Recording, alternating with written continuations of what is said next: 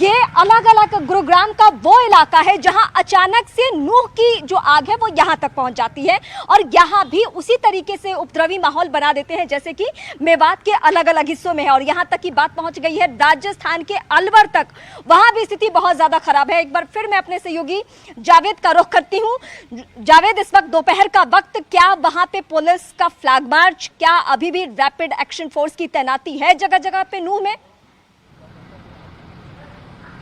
देखिए, नूह में 14 अर्धसैनिक बलों की कंपनियां तैनात हैं और अब से थोड़ी देर बाद जिला अधिकारी के दफ्तर में प्रशासनिक अधिकारियों की एक प्रेस कॉन्फ्रेंस होगी, उसमें और तफसील शेयर की जाएंगी, वो भी हम आपको बताएंगे। लेकिन अगर मैं आपको नूह का माहौल दिखाना चाहूं तो थोड़ा सा इस तरफ युगल आए, दिखाएं कि सड़क पर आप देखेंगे कोई भी फिलहाल नजर नहीं आ रहा है क्योंकि यहां आधिकारिक तौर पर कर्फ्यू लगाया गया है, धारा 144 लगी हुई है, लेकिन सड़क पर वो निशान अभी भी मौजूद हैं जो हिंसा के दिन यहां पर देखने को मिला था। यहां गाड़ियों में तोड़फोड़ की गई थी, उसके कांच के टुकड़े अभी भी आपको नजर आएंगे। एक और तस्वीर हम अपने दर्शकों को दिखाना चाहते हैं।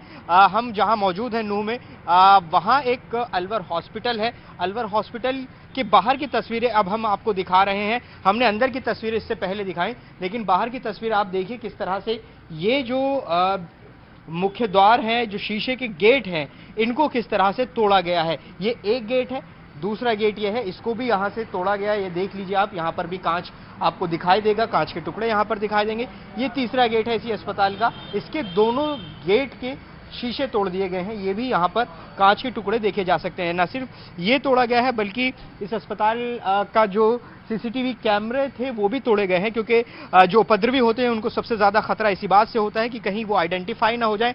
सबसे पहले हमने कई बार देखा है कि सीसीटीवी कैमरों को निशाना बनाया जाता है, यहां भी यही हुआ, सीसीटीवी कैमरों को निशाना बनाया गया। और जो अस्पताल प्रशासन ने बताया वो ये कि यहां गेट्स तोड़े गए हैं, लेकिन नियंत्रण में है स्थिति। ये परसों का वाकया था, वो तस्वीरें हम आपको आज दिखा रहे हैं। लेकिन अगर नूह की बात करें तो आज तीसरा दिन है, नई घटना कोई रिपोर्ट नहीं हुई है। उसकी वजह यह है कि यहां नूह में सबसे ज्यादा ध्यान दिया जा रहा है।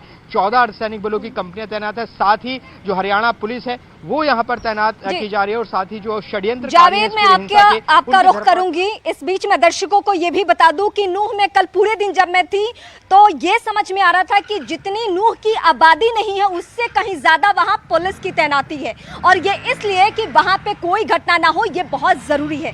लेकिन इस वक्त सरकार का क्या कहना है, सरकार की तरफ से क्या बड़ी बातें कही गई और प्रदेश के लोगों को क्या भरोसा दिलाया गया है, ये हम सीएम मनोहर लाल से सुनते हैं।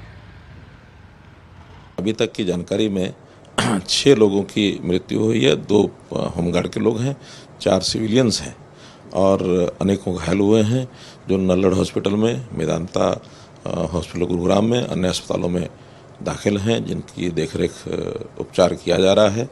और पुलिस की जो 30 कंपनीज हरियाणा की और 20 अन्य कंपनी जो केंद्रीय सुरक्षा बलों की हमको मिली थी, जिनमें से 20 में से 3 हमने पलवल में, 2 गुरुग्राम में, 1 फरीदाबाद में और 14 जो कंपनीज हैं वो नूह जिले में डिप्लॉय की गई हैं। और सब मिलकर के वहाँ एक जो षड्यंत्रकारी इस प्रकार से थे, जो दोषी लोग थे, उनको पकड़ा जा रहा है, उनके लिए सर्च ऑपरेशन भी किया गया है और जो लोग भागे हुए हैं उनको पकड़ने की कोशिश की जा रही है।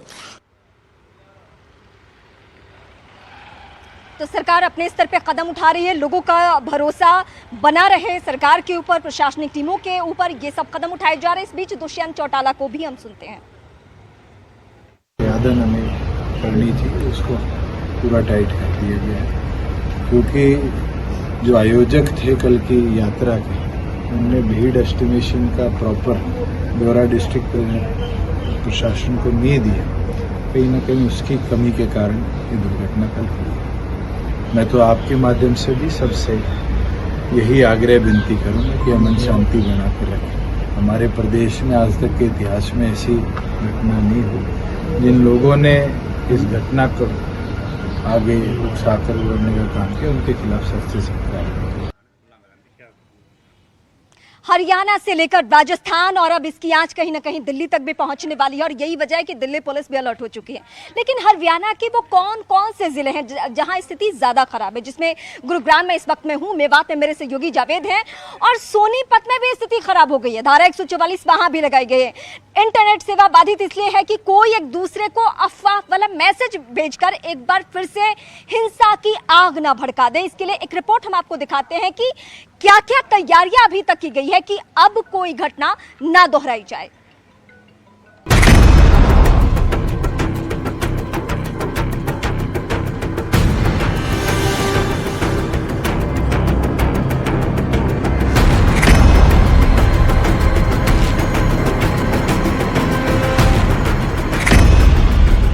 सोमवार को जिस तरह से नूह में बवाल हुआ था, पत्थरबाजी और आगजनी हुई थी, उससे हर कोई डरा सहमा हुआ है।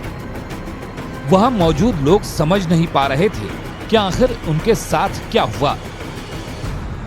तो हम नूह की तरफ जब आगे बढ़े हैं तो 3 किलोमीटर हम लोग चले होंगे तो एकदम से बसों कारों को रोक दिया गया, क्योंकि आगे जाम लगा हुआ था और आगे किसी ने बताया कि कुछ आगे झगड़ा हो रहा है।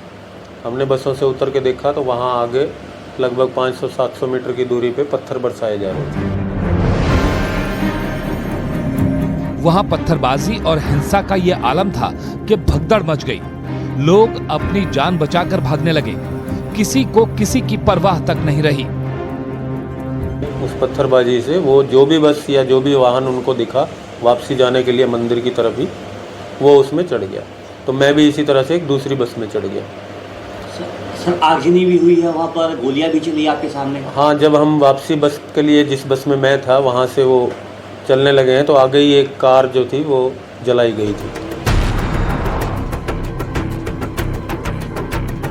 चश्मदीद के मुताबिक वहां मौजूद उपद्रवी पूरी तरह से तैयार थे और ये बवाल देखकर मौके पर चीख पुकार मच गई थी। उपद्रवी मारपीट और तोड़फोड़ करने पर उतारू थे। लेकिन आगे और भी बहुत लोग थे और चारों तरफ से लोगों का शोर सुनाई दे रहा था। वो रे आ गई बस, आ गई, पकड़ो मारो। ये सर गोलियां भी चल रही थी क्या? गोलियां सर जब वापस हम लोग मंदिर में ये लोग चले गए थे, मैं इनसे अलग हो गया था और मुझे भागते भागते 2-3 किलोमीटर तक जितने भी जहाँ भी वो लोग थे, कोई राइट साइड से कोई लेफ्ट साइड से, वो कुछ ना कुछ उनके हाथ में था। कोई पत्थर ले रहा था, कोई बांस, कोई लाठी, डंडे, वो मारते चले गए। नूह के हालात को देखते हुए हरियाणा सरकार एक्शन में है। खुद मुख्यमंत्री मनोहर लाल इसकी मॉनिटरिंग कर रहे हैं और पल पल का अपडेट ले रहे हैं। हरियाणा के सीएम ने नूह की घटना को दुर्भाग्यपूर्ण बताया और दोषियों के खिलाफ सख्त कार्रवाई का आश्वासन दिया। नूह में स्थिति को सामान्य किया है। आसपास के जिलों में भी छुटपुट घटनाएं जो हुई थी, चाहे वो पलवल की हैं, गुरुग्राम की हैं अथवा फरीदाबाद की हैं, उन सब पर काबू पा लिया गया है। सब जिलों में शांति स्थापित इस समय की गई है। फिर भी एहतियात के तौर पर वहाँ कर्फ्यू लगाया गया है। कुछ जिलों में 144 धारा भी लगाई गई है। प्रशासन इस हिंसा के पीछे बड़ी साजिश की आशंका जता रहा है। फिलहाल हर एंगल से इस हिंसा की जांच की जा रही है। जांच में लोकल इंटेलिजेंस की भी मदद दी जा रही है और हिंसा प्रभावित इलाकों में लगे सीसीटीवी कैमरों को बड़ी बारीकी से चेक किया जा रहा है, जिससे कि उपद्रवियों की पहचान